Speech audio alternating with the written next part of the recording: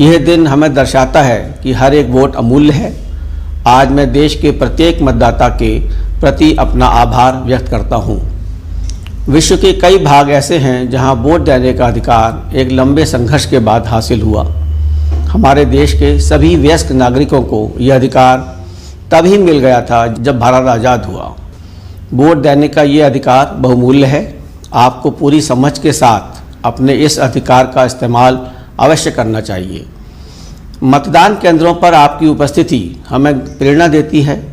लोकतंत्र की नींव उस वक्त और मजबूत हो जाती है जब मतदाता अपना वोटर कार्ड हाथ में लिए मुस्कुराते हैं, जब वे मतदान के लिए बेहद ही सब्र के साथ लाइन में खड़े अपनी बारी का इंतजार करते हैं।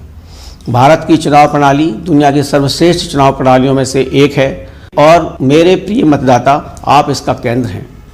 इस वर्ष का राष्ट्रीय मतदाता दिवस और भी अधिक महत्वपूर्ण है। ये दिवस भारतीय चुनावों के 70 वर्षों के पूरे होने और देश की आज़ादी के 75वें वर्ष के अवसर पर मनाया जा रहा है। 7 दशक पहले देश में पहले आम चुनाव आयोजित किए गए थे। 17.25 करोड़ से अधिक मतदाताओं के साथ पहला चुनाव वाकई पूरे विश्वास और ईमानदारी से किया गया। ऐसा काम था जिसका उदाहरण मानवता के इतिहास में बहुत कम देखने को मिलता है। तब से भारत निर्वाचन आयोग पूरी दृढ़ता के साथ लोकतंत्र के रास्ते पर लगातार आगे बढ़ रहा है। हमने मतदाताओं के साथ सिर्फ स्वतंत्र और निष्पक्ष ही नहीं बल्कि ऐसे चुनाव कराने का प्रयास किए जो समावेशी, सुगम, सहभागी और एक उत्सव की तरह हों। इसी भावना के साथ राष्ट्रीय मतदाता दिवस 2022 की थीम समावेशी, सुगम एवं सहभागी निर्वाचन की ओर अग्रसर रखी गई है। भारत जैसे बड़े और विविधताओं से भरे देश में चुनाव कराना हमेशा से ही एक चुनौतीपूर्ण कार्य रहा है। इस समय पूरे देश में 95 करोड़ से अधिक मतदाता हैं। इसमें से लगभग 49 करोड़ पुरुष मतदाता हैं और करीब 46 करोड़ महिला मतदाता हैं। इन पंजीकृत मतदाताओं में 80 वर्ष से अधिक आयु के करीब 2 करोड़ वरिष्ठ नागरिक, 81 लाख से अधिक दिव्यांगजन, 19 लाख से अधिक सर्विस वोटर्स और लगभग 1.3 करोड़ नए मतदाता हैं। वैसे परिस्थितियां चाहे कितनी ही मुश्किल क्यों न हो रही हो, मतदाताओं ने आयोग के प्रति हमेशा अपना भरोसा जताया और हर चुनाव में बढ़ चढ़कर भाग लिया है। मुझे आपको ये बताते हुए खुशी हो रही है कि इस वर्ष कुछ ऐतिहासिक चुनाव सुधार लागू किए गए हैं। भारत निर्वाचन आयोग की सिफारिश पर लोक प्रतिनिधित्व अधिनियम में कुछ अत्यंत महत्वपूर्ण संशोधन किए गए हैं। इनमें से पहला संशोधन हमारे सभी युवा मतदाताओं को वर्ष भर में पंजीकरण की 4 बार सुविधा प्रदान करता है। पहले युवा मतदाता केवल एक बार वर्ष में 1 जनवरी को ही मतदाता सूची में नाम दर्ज करवा सकते थे। अब इस संशोधन के बाद वर्ष की 1 जनवरी, 1 अप्रैल, 1 जुलाई और 1 अक्टूबर में से किसी भी दिन 18 साल की आयु प्राप्त करने वाला कोई भी भारतीय नागरिक पंजीकरण करवाकर अपने मतदान के अधिकार का उपयोग कर सकता है। अगला संशोधन मतदाता पहचान पत्र को आधार से जोड़ना है। इससे मतदाता सूची में से नामों का दोहराव हटाने और उसे अधिक सशक्त करने में मदद मिलेगी। पिछले 2 वर्षों से कोविड-19 के व्यापक प्रभाव ने चुनाव का आयोजन बेहद चुनौतीपूर्ण बना दिया है।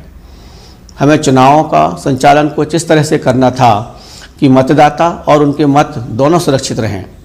भारत के 95 करोड़ मतदाताओं के सहयोग और भरोसे के साथ हम इस कठिन डगर पर आगे बढ़े।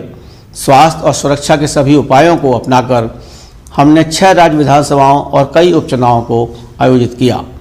एक बार फिर लोकतंत्र में अपना अटूट विश्वास रखने वाले दृढ़ निश्चयी भारतीय मतदाताओं ने महामारी के दौरान आयोजित इन सभी चुनावों में पहले से अधिक संख्या में मतदान किया। उन्होंने संदेह करने वालों को गलत साबित कर दिया। इस मतदाता दिवस हम आप सभी को नमन करते हैं। महामारी के दौरान चुनाव आयोजित कराने के प्रोटोकॉल पर आयोग ने दुनिया भर के निर्वाचन निकायों के साथ विमर्श किया। भारत विश्व निर्वाचन निकाय संघ का अध्यक्ष है। इसमें 108 देशों के सदस्य शामिल हैं। अपनी सर्वश्रेष्ठ पद्धतियों और पहल को दुनिया के साथ साझा करने के लिए कई वेबिनार और international virtual election visitors programme आयोजित किए गए। भारत निर्वाचन आयोग द्वारा अब तक लगभग 2000 अंतर्राष्ट्रीय प्रतिभागियों के लिए 100 से अधिक कैपेसिटी बिल्डिंग प्रोग्राम आयोजित किए गए। ये प्रतिभागी खासतौर से दुनिया के नए और उभरते लोकतंत्रों से थे। हमारा ये पूर्ण विश्वास है कि सभी श्रेणियों के मतदाताओं की समान भागीदारी ही चुनावों को सार्थक बनाती है। भारत निर्वाचन आयोग महिलाओं, दिव्यांगजनों और वरिष्ठ नागरिकों को विशेष सुविधाएं उपलब्ध कराता है ताकि उन्हें सुविधाजनक और एक सुखद मतदान अनुभव प्राप्त हो। आयोग ने ऐसे सभी मतदाताओं को डाक मतपत्र यानी कि पोस्टल बैलेट की सुविधा का विकल्प दिया है जिनकी आयु 80 वर्ष से अधिक, जो दिव्यांग हैं और जो कोविड से प्रभावित हैं। आयोग मतदान केंद्र की सुविधा को उनके दरवाजे तक ले आया है। आयोग ने चुनावी प्रक्रिया में पारदर्शिता को बढ़ाने तथा चुनावी सेवाओं को मतदाता के लिए और अधिक अनुकूल बनाने हेतु टेक्नोलॉजी का भरपूर इस्तेमाल किया है, जैसे वोटर हेल्पलाइन ऐप। एक ऐप सी-विजिल भी है जो आदर्श आचार संहिता के उल्लंघन के मामलों में त्वरित कार्यवाही सुनिश्चित करता है। इसी कड़ी में एक नया ऐप नो योर कैंडिडेट है। ये मतदाताओं को उम्मीदवारों के आपराधिक इतिहास सहित उनके बारे में पूरी जानकारी प्रदान करता है ताकि मतदाता सजग होकर अपना विकल्प चुन सकें। हाल ही में गोवा, मणिपुर, पंजाब, उत्तराखंड और उत्तर प्रदेश की विधानसभाओं के आम चुनावों की घोषणा की गई है। ये चुनाव 690 विधानसभा क्षेत्रों में करवाए जाएंगे। इनमें 18.5 करोड़ से अधिक मतदाताओं तक पहुंचने के लिए 2 लाख से अधिक मतदान केंद्र स्थापित किए जाएंगे। हम इन राज्यों के 25 लाख नए मतदाताओं का स्वागत करने के लिए भी उत्सुक हैं जो पहली बार अपना वोट डालेंगे। लगातार बदलती स्थितियों को ध्यान में रखकर आयोग ने सभी राजनीतिक दलों और उम्मीदवारों के लिए कड़े दिशा निर्देश जारी किए हैं। हमने चुनाव वाले राज्यों में टीकाकरण की रफ्तार बढ़ाने पर भी जोर दिया है। इन आम चुनावों को पूरी तरह से कोविड सुरक्षित बनाने के लिए सभी प्रबंध किए जाएंगे। मैं इस अवसर पर चुनाव वाले 5 राज्यों के मतदाताओं का स्वागत करते हुए उनसे आग्रह करता हूं कि वे इन चुनावों में हमेशा की भांति पूरे जोश एवं उत्साह के साथ भाग लें। भारत निर्वाचन आयोग के लिए मतदाता सच्चे नायक और आइकन हैं। मतदान केंद्र पर आपकी उपस्थिति लोकतंत्र को मजबूत करने के साथ ही देश को गौरवान्वित भी करती है।